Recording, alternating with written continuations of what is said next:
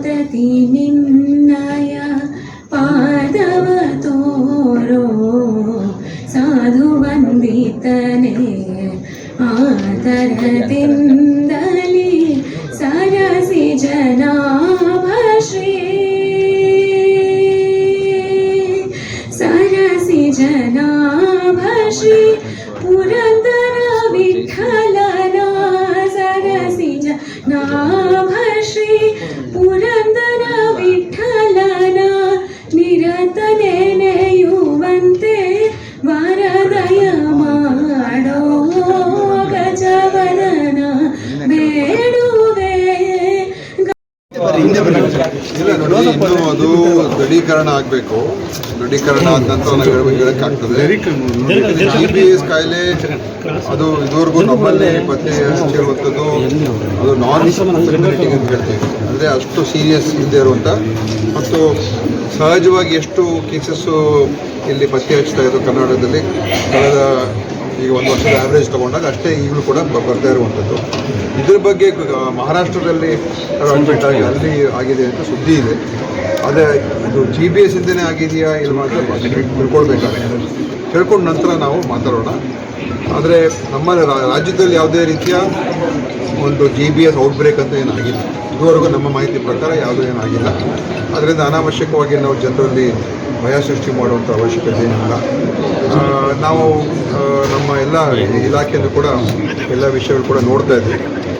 ಸಂದರ್ಭ ಬಂದಾಗ ನಾವು ಮುಂಜಾಗ್ರತೆ ಕ್ರಮ ಅಂತ ಏನಿಲ್ಲ ಇದರಲ್ಲಿ. ಯಾಕಂತ ಹೇಳಿದ್ರೆ ಇದು ಒಂದು ಅಪರೂಪದ ಒಂದು ರೋಗ ಮುಟ್ಟುವಂಥದ್ದು. ಸುಮಾರು ತಿಂಗಳಿಗೆ 15ರಿಂದ 20 ಕೇಸು ಬರ್ತಾನೆ ಇರ್ತದೆ ರಾಜ್ಯದಲ್ಲಿ.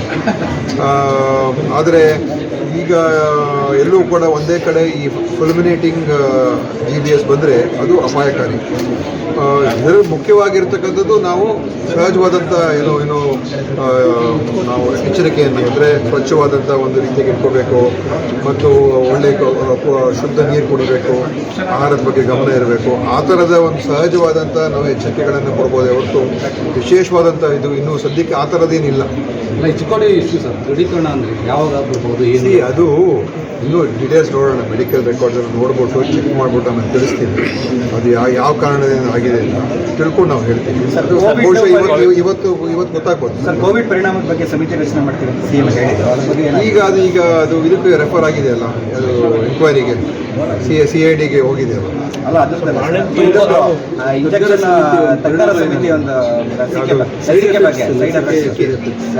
ಅದು ನೋಡೋಣ. ನೋಡಿ, ಅದು ಕೆಲವರು ಮುಖ್ಯಮಂತ್ರಿಯವರಿಗೆ ಕೆಲವರು ಹೋಗಿ ಭೇಟಿ ಮಾಡಿ ಹೇಳಿದರು. ಆ ಆಧಾರದ ಮುಖ್ಯಮಂತ್ರಿಗಳು ಹೇಳಿದ್ದಾರೆ.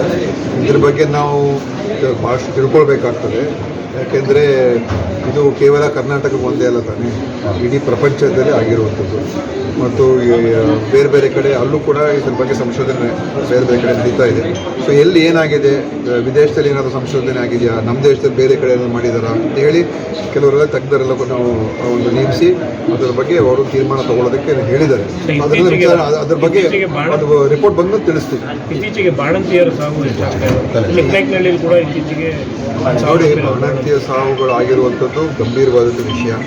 ನಾವು ಅದ ನಂತರ ಹಲವಾರು ಕ್ರಮಗಳನ್ನು ತೆಗೆದಿದ್ದೇವೆ. ಈಗ ಇನ್ನು ಎಲ್ಲೆಲ್ಲಿ ಬಾಣಂತಿ ಸಾವು ಏನೇ ಆದಾಗೆಲ್ಲ ಯಾಕಾಯಿತು, ಏನಾಯಿತು, ಅದನ್ನು ಹೇಗೆ ತಡೆಗಟ್ಟಬಹುದಾಗಿತ್ತು, ಏನಾದರೂ ಲೋಪದೋಷಗಳಿದೆಯಾ, ಪ್ರತಿಯೊಂದು ನೋಡ್ತಾ ಇದ್ದೀವಿ. ಅದಕ್ಕೋಸ್ಕರ ನಾವೀಗ ಎಲ್ಲ ನಮ್ಮ ಇಡೀ ಇಲಾಖೆಯೂ ಕೂಡ ಎಚ್ಚರಿಕೆ ವಹಿಸಿದ್ದಾರೆ. ಮತ್ತು ಈ ತಾಯಿ ಮಕ್ಕಳ ಒಂದು ಆರೋಗ್ಯದ ವಿಚಾರದಲ್ಲಿ ಮತ್ತು ನಮ್ಮ ಆಸ್ಪತ್ರೆಗಳಲ್ಲೂ ಕೂಡ ಅದನ್ನು ಹೇಗೆ ನಾವು ಇನ್ನೂ ಹೆಚ್ಚು ಅದಕ್ಕೆ ಶಕ್ತಿ ತುಂಬುವಂಥದ್ದಕ್ಕೆ ಏನೇನು ಮಾಡ್ಬೋದು ಅದೆಲ್ಲ ಕೂಡ ಮುಖ್ಯಮಂತ್ರಿಗಳು ನಮ್ಗೆ ಹೇಳಿದ್ದಾರೆ. ನಾವು ಅದರ ಬಗ್ಗೆ ಏನು ಒಂದು ಕ್ರಮಗಳು ತಗೊಳ್ಬೋದು ಅಂತ. ಅಧಿಕವಾದಂಥ ಒಂದು ಸಿಬ್ಬಂದಿಯನ್ನು ಮತ್ತು ಇನ್ನೂ ಹೆಚ್ಚುವರಿ ನಮ್ಮ ಸ್ತ್ರೀರೋಗ ತಜ್ಞರು ಮತ್ತು ನಮ್ಮ ಅನೆಸ್ಥೆಷಿಸ್ಟ್ಗಳು ಅವರು ಹೆಚ್ಚಾಗಿರಬೇಕು. ಇದೆಲ್ಲವನ್ನು ಕೂಡ ನಾವು ಮಾಡ್ತಾ ಇದ್ದೀವಿ.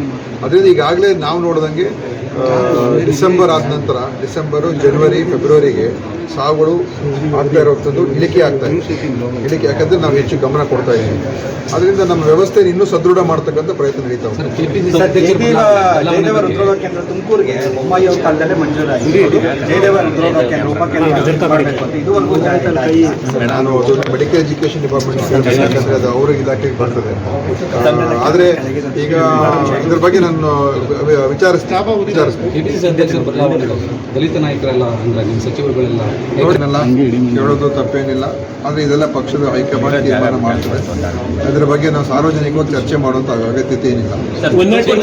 ತುಮಕೂರು ಜಿಲ್ಲಾಸ್ಪತ್ರೆಯಲ್ಲಿ ಅವ್ಯವಸ್ಥೆ ಆಗರವಾಗಿದೆ ಅಂತ ಪ್ರತಿನಿತ್ಯ ಏನು ಸುದ್ದಿ ಮಾಡ್ತಾನೆ ಇದ್ದೀವಿ. ಆದರೂ ಎಲ್ಲ ಒಂದು ಕಡೆ ಗಮನಕ್ಕೆ ಬಂದಿಲ್ಲ. ಬಾಣಂತಿಯ ಸಾವು ಕೂಡ ಆಯಿತು. ಈಗಾಗಲೇ ಅದರ ಬಗ್ಗೆ ಹೇಳಿದ್ದೀನಿ, ಆಯಿತಾ. ಜಿಲ್ಲಾ ಆಸ್ಪತ್ರೆಗೆ ಈಗ ಅದಕ್ಕೆ ಹೊಸ ರೂಪ ಕೊಡಬೇಕು ಅಂತ ಹೇಳಿ ನಮ್ಮ ಜಿಲ್ಲಾ ಉಸ್ತುವಾರಿ ಸಚಿವರು, ಮಾಜಿ ಉಪಮುಖ್ಯಮಂತ್ರಿಗಳು ಪರಮೇಶ್ವರ್ ಸಾಹೇಬರು ಹೇಳಿದ್ದಾರೆ. ಅದಕ್ಕೊಂದು ಸಮಗ್ರ ಒಂದು ಇದನ್ನು ನಾವು ತಯಾರು ಮಾಡ್ತಾ ಇದ್ದೀವಿ, ಆಯಿತಾ. ಅದನ್ನು ಮಾಡ್ತೀವಿ. ಈಗ ಇರುವಂಥದ್ರಲ್ಲಿ ಕ್ರಮ ಯಾರ ಮೇಲೆ ಅಲ್ಲಿ ಜಿಲ್ಲಾಸ್ಪತ್ರೆ ಸಂಬಂಧಪಟ್ಟ ಅಧಿಕಾರಿ ಏನಾದರೂ ನಿರ್ದಿಷ್ಟವಾದಂಥ ನಮಗೆ ಆರೋಪಗಳಿದ್ರೆ ಖಂಡಿತ ಅದ್ರ ಬಗ್ಗೆ ನಾನು ನೋಡ್ತೀನಿ. ಸಿಎಂ ಬದಲಾವಣೆ ಸರ್, ಸಿಎಂ ಬದಲಾವಣೆ ವಿಚಾರ ಸರ್. ಸಿಎಂ ಇದ್ದಾಗ ಸಿಎಂ ಬದಲಾವಣೆ ಎರಡೂವರೆ ವರ್ಷ ಆಗಿದೆ. ನೋಡಪ್ಪ, ನೀವುಗಳು ಏನೋ ಕೇಳ್ಕೊಂಡು ಕೂತ್ಕೊಂಡ್ರೆ ನಾವು ಅದಕ್ಕೆ ಉತ್ತರ ಕೊಡಕ್ ಆಗೋದಿಲ್ಲ. ಸಿಎಂ ಬದಲಾವಣೆ ಮಾಡುವಂತ ಚರ್ಚೆ ಆಗುವಂಥದ್ದು ಖಂಡಿತವಾಗಿಯೂ ಒಳ್ಳೇದಲ್ಲ, ಅಪ್ರಸ್ತುತ. ಅದು ಸಿಎಂ ಬದಲಾವಣೆ ಬಗ್ಗೆ ನಾವು ಮಾತಾಡಲೇಬಾರ್ದು. ಇವತ್ತಿಲ್ಲ, ನಾನು ಟಿಪ್ಟೂರ್ ಭೇಟಿ ಕೊಡ್ತೇನೆ, ಆಸ್ಪತ್ರೆಗೆ ಭೇಟಿ ಕೊಡ್ತಾ ಇದ್ದೀನಿ. ಈಗ ಸರ್ಜರಿ ಈ ಬಜೆಟ್ ಅಲ್ಲಿ ಘೋಷಣೆ ಆಗ್ತದೆ. ಯಾವ ತರ ಸರ್ಜರಿ ಮಾಡ್ತಾ ಇದೀವಿ ಅಂತ ಆಯುರ್ವೇದಲ್ಲೇ ನಾವು ಘೋಷಣೆ ಮಾಡ್ತೀವಿ. ಈಗ ಅದಕ್ಕೊಂದು ಹೊಸ ರೂಪನೇ ತರ್ತಾ ಇದ್ದೀವಿ. ಈಗ ಮುಂದಿನ ಆಯುರ್ವೇದದಲ್ಲಿ ಅದು ಘೋಷಣೆ ಆಗ್ತದೆ ಯಾವ ತರ ಅಂತ. ಸರ್ ಒಂದು ನಿಮಿಷ. ಇಲ್ಲಿ ಶ್ರೀದೇವಿ ಏನು ಮೆಡಿಕಲ್ ಸೈನ್ಸಸ್ ಈ ಸಂಸ್ಥೆ ಭಾಳ ಉತ್ತಮ ಒಂದು ಸಂಸ್ಥೆ. ಇಲ್ಲಿ ಒಳ್ಳೆ ಕೆಲಸ ಮಾಡ್ತಾ ಇದೆ. ನಮ್ಮ ಹುಲಿನಾಯಕರವರ ಒಂದು ನೇತೃತ್ವದಲ್ಲಿ ಇದು ಚೆನ್ನಾಗಿ ಕೆಲಸ ಕಾರ್ಯಗಳು ಮಾಡ್ತಾ ಇದೆ ಮತ್ತು ಚೆನ್ನಾಗಿ ಬೆಳೆದಿದೆ. ಈಗ ಅವರು ಇನ್ನೂ ಬೇರೆ ಬೇರೆ ಹೊಸ ಎಲ್ಲ ಸೇರಿಸ್ತಾ ಇದ್ದಾರೆ. ಇವಾಗ ಹೊಸ ಆಧುನಿಕವಾದಂಥ ಕ್ಯಾತ್ ಲ್ಯಾಬ್ ಅನ್ನು ಮಾಡಿದ್ದಾರೆ. ಬಹುಶಃ ಅದರಿಂದ ಭಾಳಷ್ಟು ಜನರಿಗೆ ಅನುಕೂಲ ಆಗ್ತದೆ ಮತ್ತು ಚಿಕಿತ್ಸೆ ಇನ್ನೂ ಒಳ್ಳೆಯ ಗುಣಮಟ್ಟದ ಚಿಕಿತ್ಸೆ ನೀಡುವಂಥದ್ದಕ್ಕೂ ಕೂಡ ಸೌಲಭ್ಯಗಳಿದೆ. ಅಂದರೆ ವೈಜ್ಞಾನಿಕ ಕ್ಷೇತ್ರ, ವೈದ್ಯಕೀಯ ಕ್ಷೇತ್ರ ದಿನನಿತ್ಯ ಬದಲಾವಣೆ ಆಗ್ತಾ ಇರ್ತದೆ. ಅದು ಹೊಂದ್ಕೊಂಡು ನಾವು ಹೋಗ್ತಾ ಇರಬೇಕಾಗ್ತದೆ. ಅದರಿಂದ ಈ ಥರದ ಎಲ್ಲ ಹೊಸ ಸಲಕರಣೆಗಳು ಮತ್ತು ಹೊಸ ತಂತ್ರಜ್ಞಾನ ಎಲ್ಲ ಬಳಸಿ ನಮ್ಮ ಜನರಿಗೆ ಅಂತಿಮವಾಗಿ ಒಳ್ಳೆಯ ಆರೋಗ್ಯ ಕೊಡೋದಕ್ಕೆ ಇವತ್ತು ಶ್ರೀದೇವಿ ಮೆಡಿಕಲ್ ಸೈನ್ಸಸ್ ಕೂಡ ಮಾಡ್ತಾ ಇದೆ. ಒಳ್ಳೆಯ ಒಂದು ವಿದ್ಯಾಸಂಸ್ಥೆ ಮತ್ತು ಒಳ್ಳೆಯ ಆಸ್ಪತ್ರೆ. ಆಯ್ತಪ್ಪ, ಮತ್ತೆ ಸಾಕ್ಬಿಡಿ. ಸರ್, ಈಗ ರಾಜ್ಯದಲ್ಲಿ ಹೊರಗಡೆ ಔಷಧಿ ಬರ್ಕೊಡ್ಬಾರ್ದು ಅಂತಿದೆ. ಸೊ ಒಂದು ವೇಳೆ ಔಷಧಿ ಇಲ್ಲದೆ ಇದ್ರು ಕೂಡ ಅವರು ಬಂಡಿನ ತಂದ್ಕೊಡೋದು ಅಂತಿದೆ. ಸೊ ಅದು ಆಗ್ತಾ ಇಲ್ಲ. ಡಿಸ್ಟ್ರಿಕ್ಟ್ ಹಾಸ್ಪಿಟಲ್ ನೋಡಿ, ನೀವು ನೋಡಿ ಹಂಗೆಲ್ಲ ಹೇಳ್ಬೇಡಿ. ನೀವು ಆಗ್ತಾ ಇದೆ ಸರ್, ಇಲ್ಲಿ ಆಗ್ತಾ ಇಲ್ಲ. ನಮಗೂ ಅನುಭವ ಏನಾದ್ರು ನೋಡಿ, ಅವ್ರ ಹತ್ರ ಕೂಡ ದುಡ್ಡು ಕೊಟ್ಟಿರ್ತೀವಿ, ಔಷಧ ಖರೀದಿ ಮಾಡಿ ಕೊಡಬೇಕು. ಅಲ್ಲಿ ಕೊಡದೆ ಹೋದ್ರೆ ಅದು ಅಪರಾಧನೇ, ಆಯ್ತಾ. ಆ ಥರ ಏನಾದರೂ ನಿರ್ದಿಷ್ಟ ನೀವು ಇದರ ಪ್ರಕರಣಗಳು ಹೇಳಿದ್ರೆ ಖಂಡಿತ ಅನುಭವ ಬಗ್ಗೆ ನಮ್ಗೆ ಹೇಳಿ, ಯಾರು ಡಾಕ್ಟ್ರು, ಯಾರು ಬರ್ಕೊಟ್ರು, ಯಾರು ಅಂತ ಹೇಳಿ ಅವ್ರನ್ನ ಕ್ರಮ ತಗೊಳ್ತೀವಿ.